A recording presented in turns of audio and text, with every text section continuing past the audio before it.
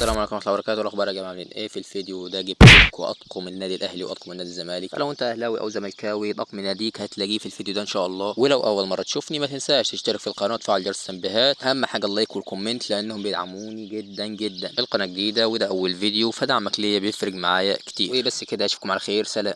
طبعا بهزر. ويلا بينا، اول حاجه هنروح على خطه اللعب، واول حاجه هنبدا بيها طقم النادي الاهلي. هنروح كده على الفريق، اعدادات الفريق الاساسي، وهنضغط على الفريق الاساسي وهنروح على قاره اوروبا. هننزل كده تحت هنبحث على الدوري الفرنسي، الدوري الفرنسي اهو، وهنبحث كده على شعار لونه احمر اللي هو استاد بريستويس، مش عارف ايه هو بس عليه رقم 29 يعني. وهنرجع كده مع بعض تاني وهنروح نستعرض لكم طقم النادي الاهلي. الطقم ده مميز جدا وتقريبا فيه كل التفاصيل. الطقم هو معانا زي ما انتم شايفين كده، الشورت ابيض والفلينه حمراء والجوارب حمراء والشمس صفراء والسماء زرقاء، يعني مش هنخلص. المهم يعني مفيش طقم يشبه النادي الاهلي اكتر من ده، واللي يجمع طقم متشابه اكتر من ده يكتب لي تحت في الكومنتات. بس ما تنساش تشترك في القناه وتفعل جرس التنبيهات اهم حاجه. يلا بينا نوريكم ازاي تجيبوا طقم النادي الزمالك. وطقم نادي الزمالك متشابه جدا. طيب اول حاجه هنروح على الفريق الاساسي وهنروح على قاره اوروبا، هننزل تحت هندور على الدوري البلجيكي. الدوري البلجيكي اهو معانا. طيب هننزل كده تحت وهنبحث واحده واحده. نادي كده الشعر بتاعه يشبه الورده،